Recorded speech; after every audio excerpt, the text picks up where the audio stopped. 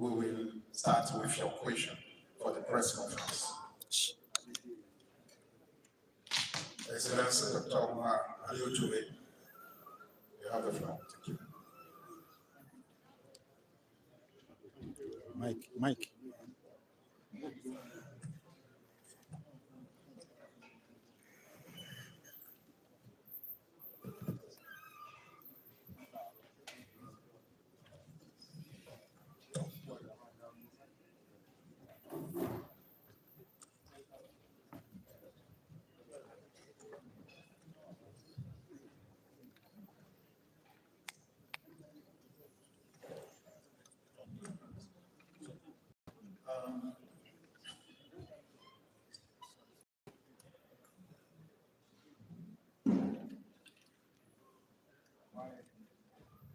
Excellent. Ladies and gentlemen, it's an honor to give you the summary of the communique that is the outcome that summarizes the outcome of the deliberations. As you have realized, the leaders chose to do the bulk of their deliberation indoors today. And it is on the basis of that deliberation, the following statement is being made. Of course, you will get the final communique in both English, French, and Portuguese. But I'll be reading the English version. The authority, during its deliberation, has taken note of the report of the President of the Commission, that is the interim report of 2025. They've also taken note of the content of the report of the 54th Ordinary Session of the ECOWAS Mediation and Security Council, as well as the 94th session of the ECOWAS Council of Ministers. They've also looked at the 11th session of the ECOWAS Convergence Council and the report of the ECOWAS Trade Liberalization Scheme Task Force, as well as the report on the transition in the Republic of Guinea and the report on engagements with the member states of the Alliance of Sahelian States. The various points are covered in the communique which will be made available to you. Let me say first, with regard to the monetary integration, the authority takes note of the Convergence Council's decision on the harmonization of public finance framework. And they urge member states that have not yet done so to take measures to develop and submit all the requirements of the Convergence Council. The authority also takes note of the adoption by the Council of Ministers of the regulatory text within the framework of the harmonization of statistics. The authority also, with regard to the free movement of persons and goods, the authority commends the efforts of the Trade Liberalization Task Force and urges member states to fully operationalize the interconnected system for the management of goods and transit, which is called SIGMAT. On the energy and electricity sector, the authority recalls the vision of the West African Power Pool and notes with deep concern the reported financial challenges being faced by the West African Power Pool, primarily as a result of the non-payment of contribution by power utilities that are members of the power pool. The authority therefore endorses Council's recommendations and directed the ministers in charge of energy to urgently ensure that power utilities in member states in member states pay their arrears to the West African Power Pool.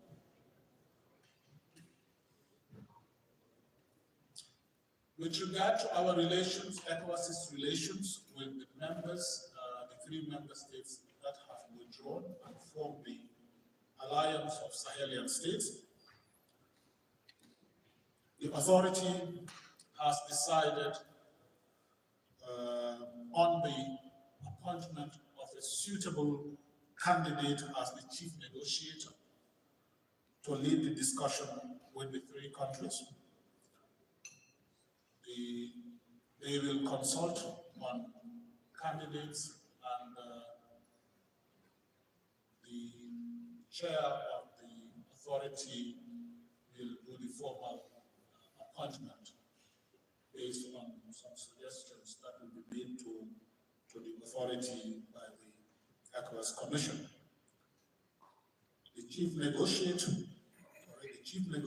will be assisted by ministerial troika, and the troika will be made up of 3 ministers, and again, the authority will take a final decision on this.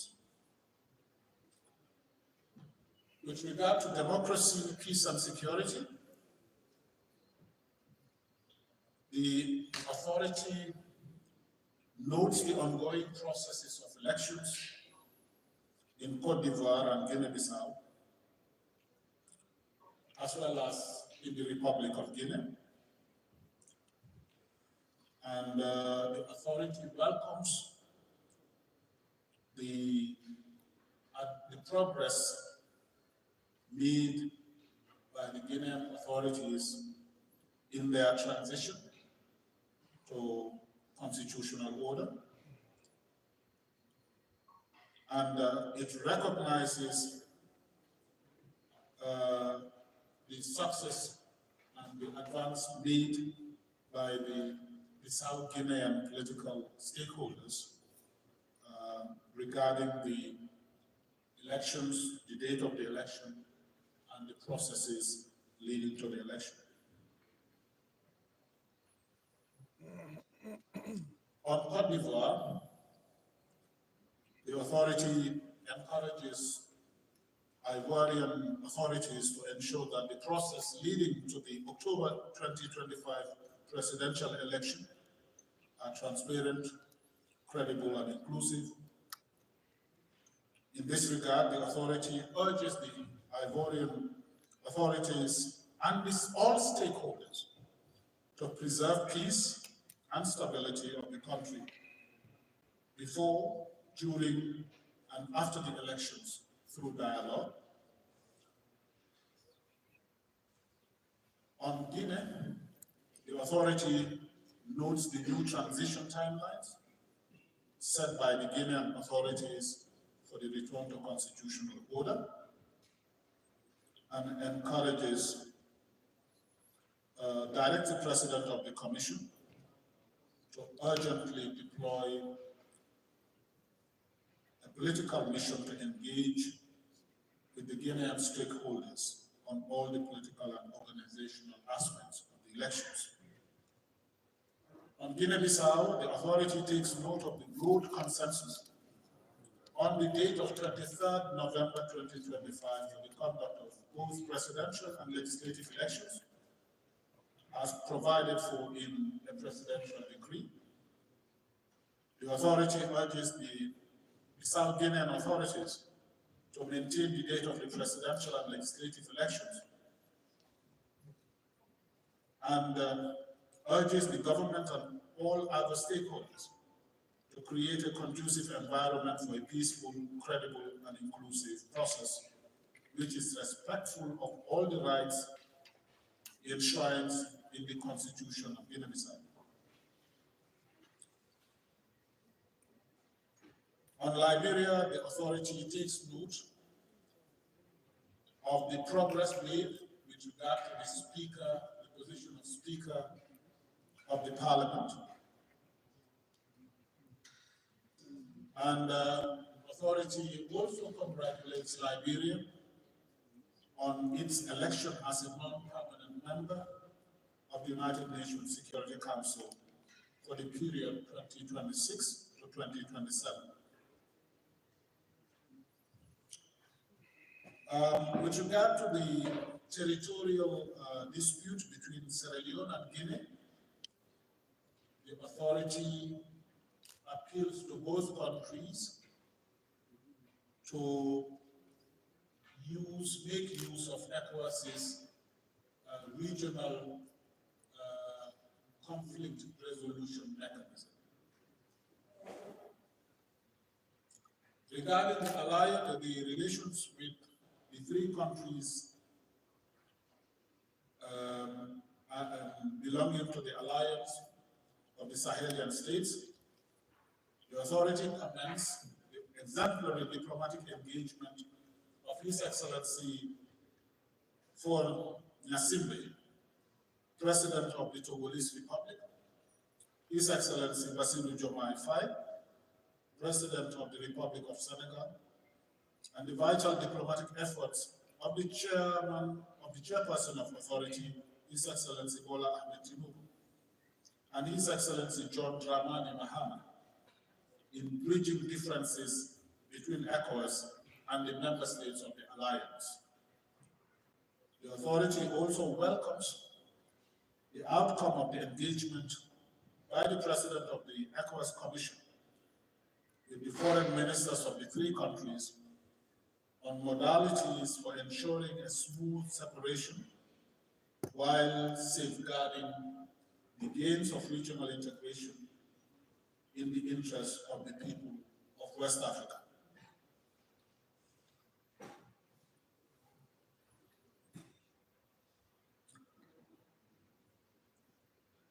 Ladies and gentlemen, the authority has also pronounced itself on other areas such as the fight against terrorism and other security threats,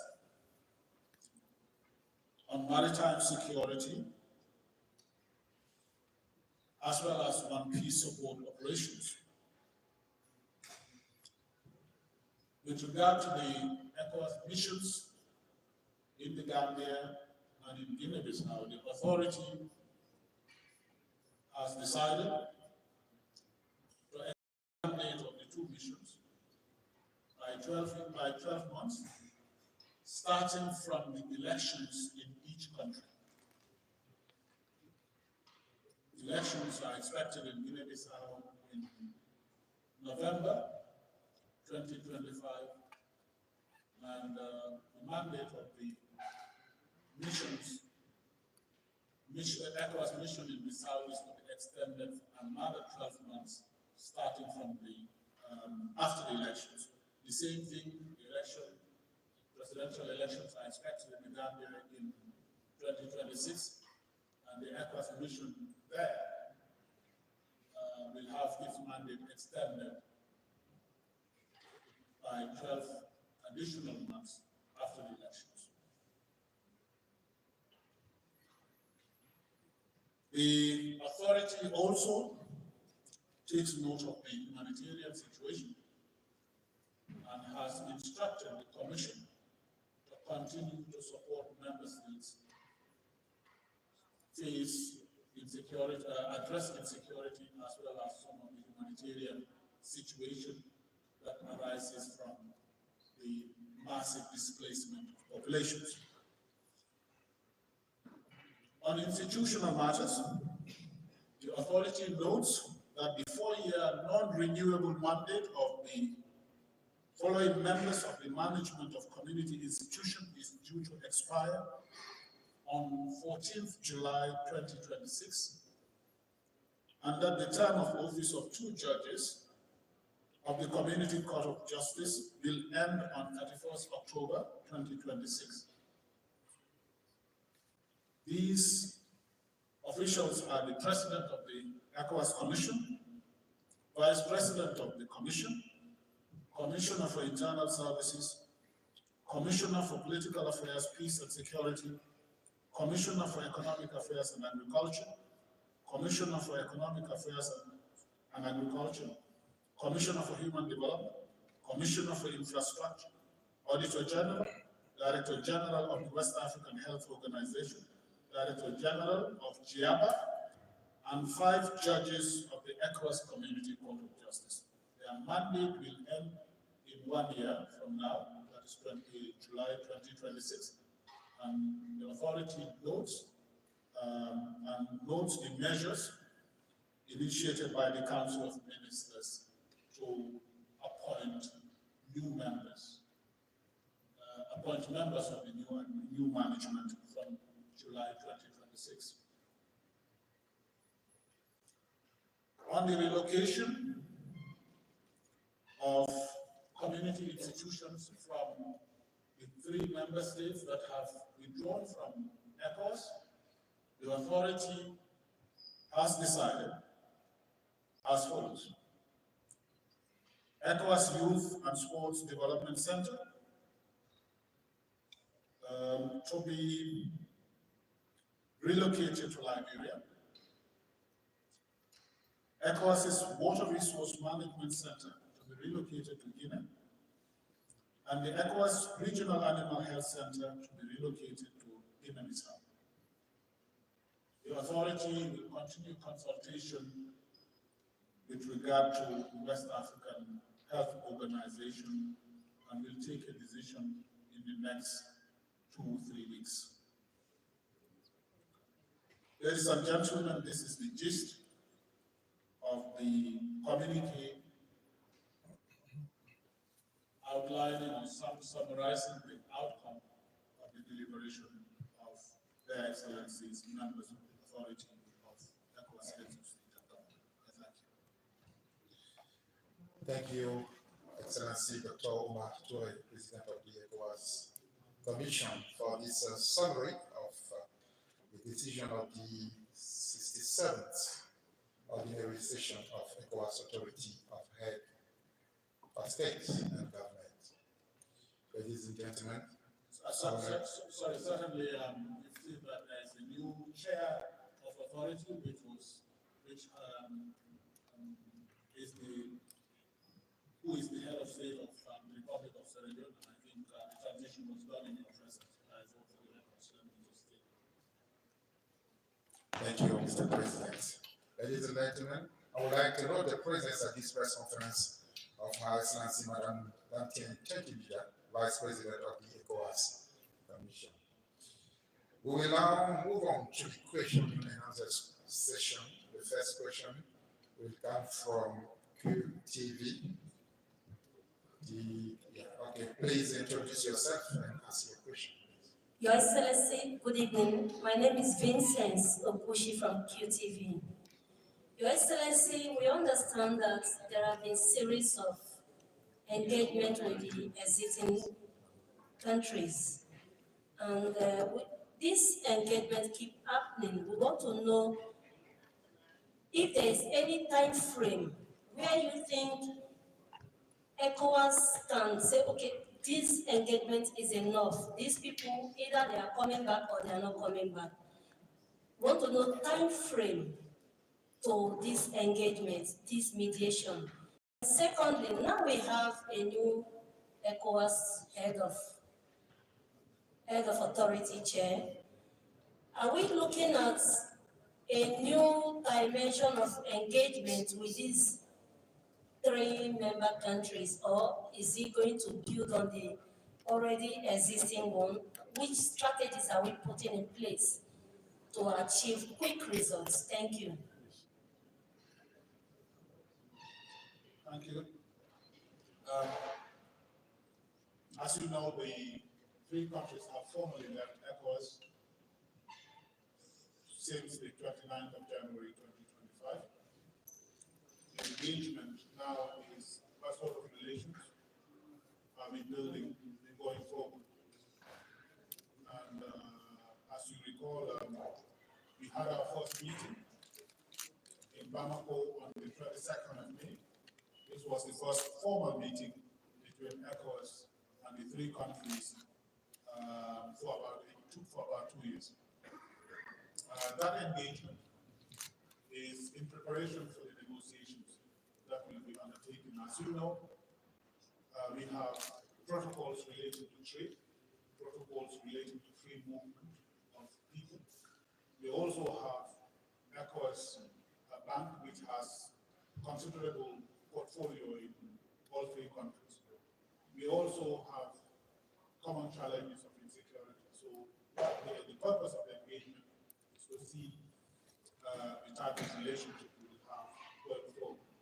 Now, what was agreed in Bamako was until we agree on a new agreement, or we conclude a new agreement, we should maintain the status quo with regard to trade, meaning we will continue to trade as West Africa. With regard to the movement of people, we will continue to enjoy the free movement of people. Although they are out of ECOWAS, citizens holding passports from these countries bearing ECOWAS logos will continue to be treated as valid documents. And we have the freedom to move to either side of the across the country, across the region. We can settle anywhere across the region. And let me also add, as you know, the three countries have decided to put in place a community levy. Now, the application of that community levy may affect a certain number of ECOWAS countries. And when this was brought to their attention, a decision was made there and then at the highest level to say that their community levy is not to affect ECOWAS. So status quo must remain until we decide on something in a more formal manner. Now, you're asking whether the new chair will come up with a new strategy. I would want us to give the new chair the time to announce his priorities, and I think he has done so. He has given us 4 priority areas he would like to focus on. Whether he will adopt a different strategy, perhaps we may want to give him time to show us. Thank you. Thank you, Mr. President. The next question comes from ASO Radio TV.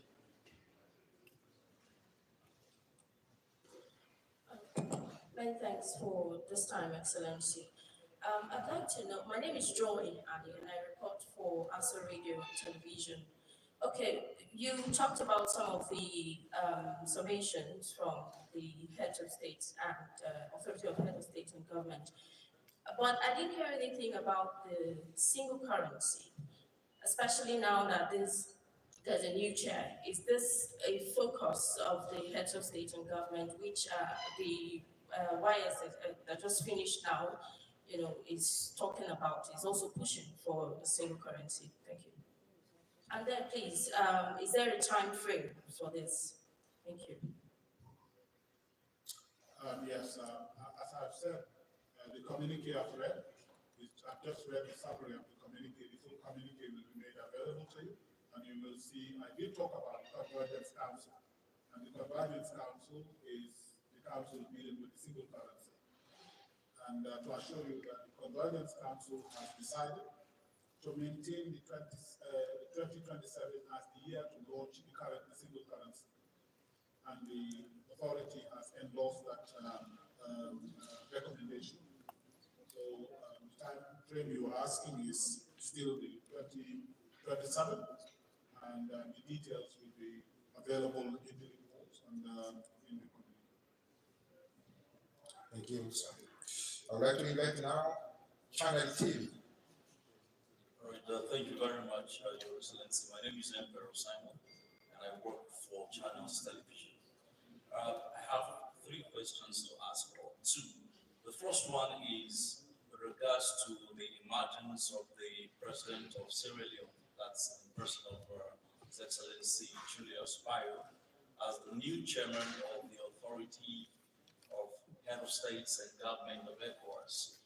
I'd like to know, and of course everybody would like to know, if there were contenders with Mr. Julius Bayo, or if it was a consensus, if he was a consensus candidate for this position. Because before now, we have heard speculations about someone else emerging. That's one. The second question I'd like to ask is with regards to the security, within the ECOWAS member states. We've seen a spike in security threats, especially for us in Nigeria. In the Northeast, we've seen spike in security, challenges. Could this have been because of the exit of this, the three countries, Mali, Niger, and Burkina Faso, and the immediate past chairman of the ECOWAS Head of Authority had said that he was worried about the fact that the ECOWAS standby force is yet to be operationalized. What is the reason for the delay in operationalizing the ECOWAS standby force? Thank you.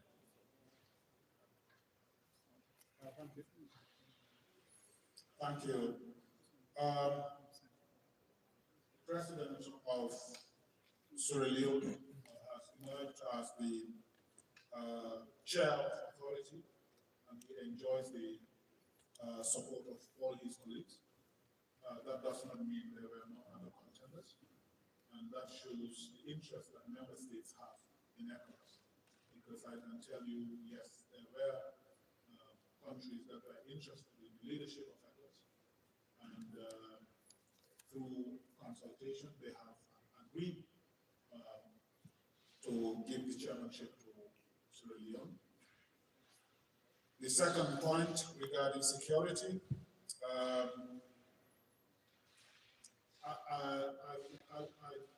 it would be difficult to point to the causes of the hike in attacks, but what I can say for sure is that the threat we are facing cannot be handled by one country alone. This is why joint efforts are important, and this is why the President is saying that we need to act fast on the ECOWAS standby force. Now, the ECOWAS standby force, as you know, is moving fast. The chiefs of defense staff have met. They have already indicated the troop contribution, and you will see a bit of it in the communique. And the finance ministers are also meeting to determine own sources, own resources, because as you know, this will not be a cheap undertaking. The finance ministers have been instructed by the heads of state to decide on, to get together and recommend best ways to raise own resources. The other element I want to add here is the progress that has been registered at the level of the United Nations Security Council, where Resolution 2719 has been adopted. For the first time, this resolution will allow peace support operations to be funded from UN access contribution. This is the big game changer, and we have been working with our partners to ensure that the implementation of the resolution goes smoothly. So we take note of the instructions we have received from the President that this needs to be taken. We need to expedite action on the regional standby force, particularly against armed. Thank you, Excellency, Mr. President. With your permission, we will take two more journalists and we will end this press conference. Thank you. I would like to call now the representative of Arise TV for his question. Thank you.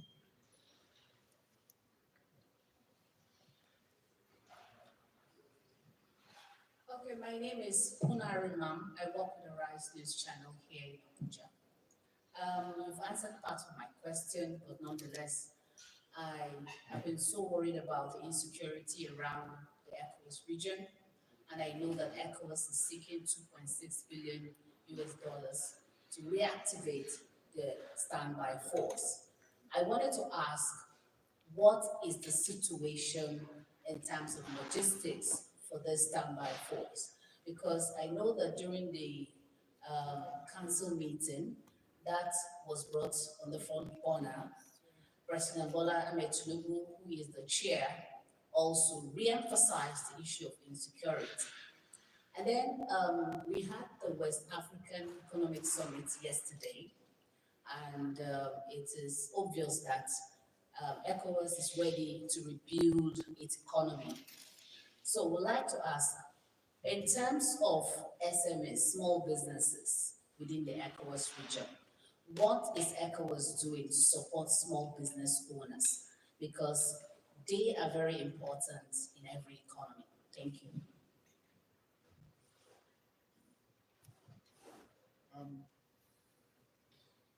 Thank you. I think part of the question has been answered.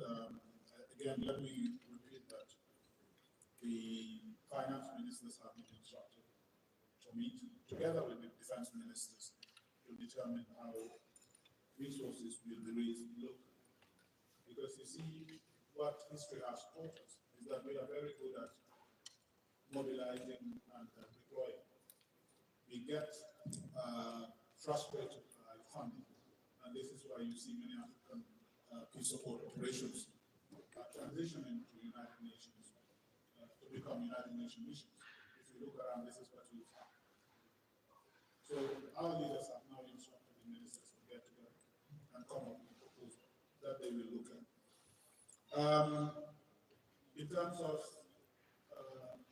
numbers, the defense chiefs have already taken decisions. I think they have already agreed on how 1,600 men will be mobilized for the scale of the 5,000 men.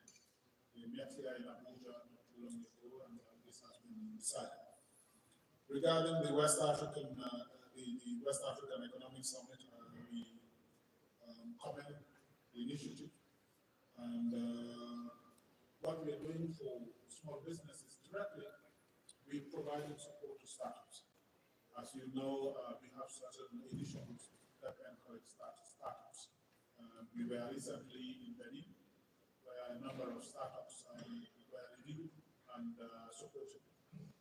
In addition to that, what we're doing on the go is to help businesses by opening up a regional market of 400 million for them.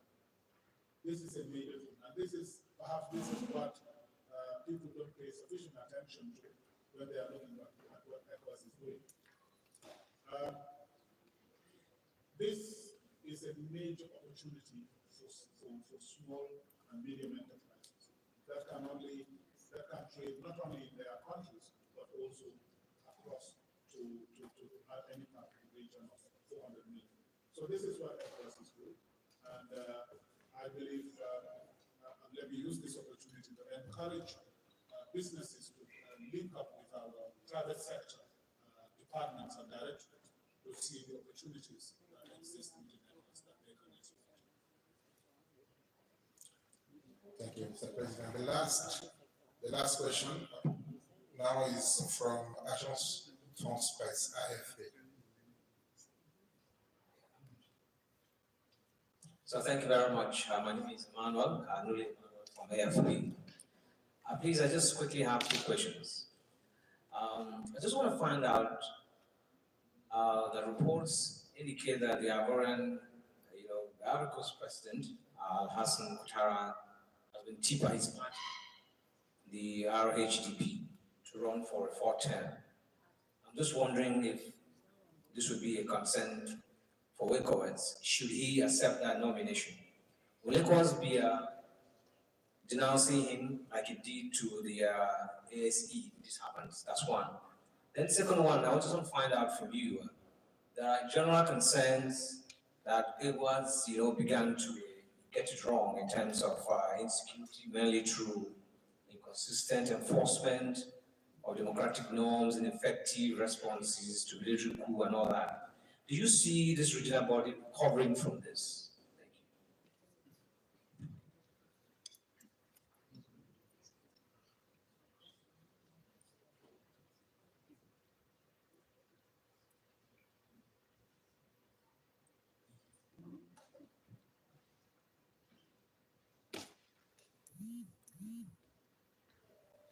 If I may ask you to repeat your second question. I'm saying that there are general concerns that following inconsistencies in terms of following democratic norms and then reprimanding members that have derailed from the real concepts of what ECOWAS stands for. There are concerns that this drift, ECOWAS may not come back to, regain its standards. I don't know. Do you feel this in this share of this? You understand my question?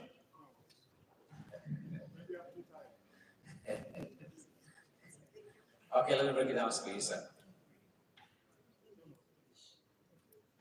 Okay, let me put it this way. I'm saying that there are general concerns that ECOWAS began to get it wrong in terms of insecurity, maintaining, through not being inconsistent in terms of enforcement of democratic norms. You get that?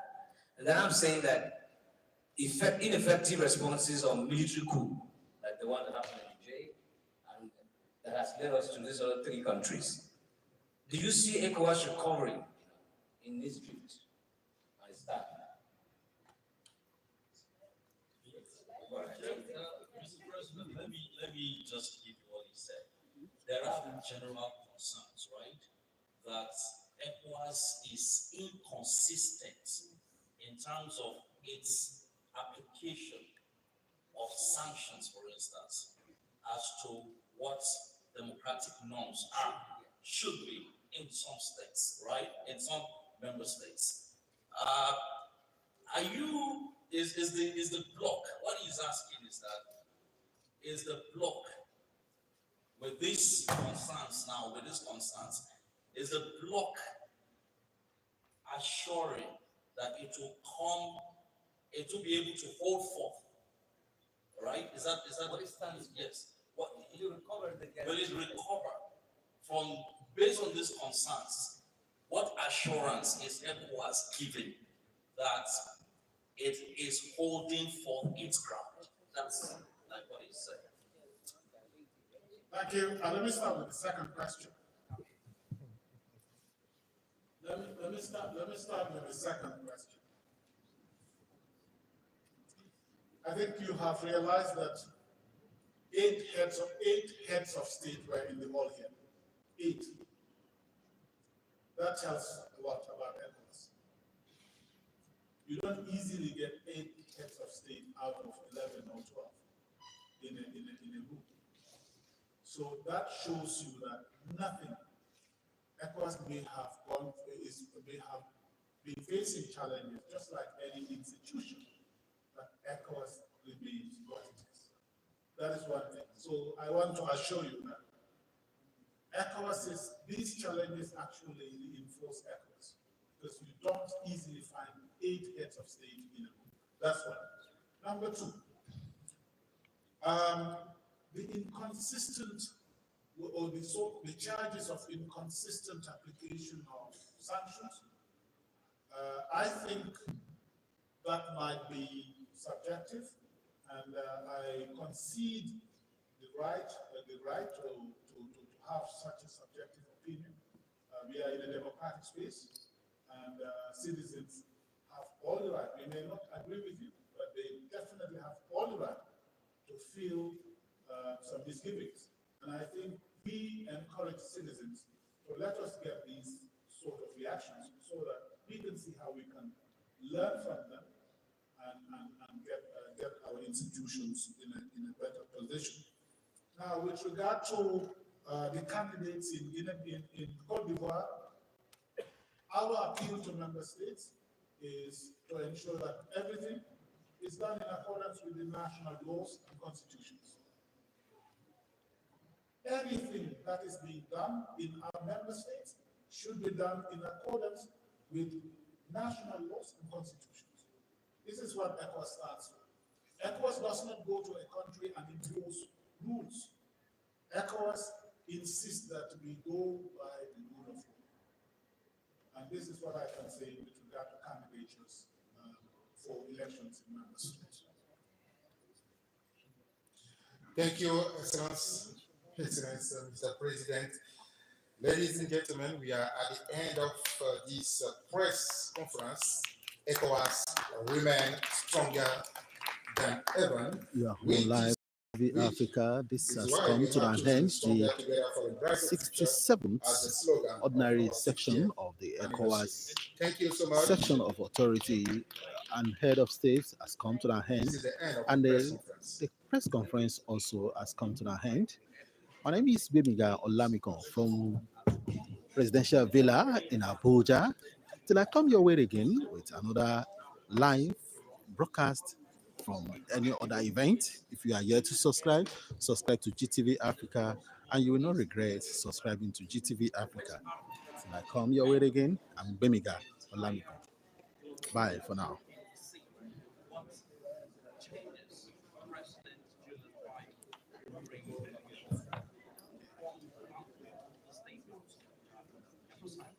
Channel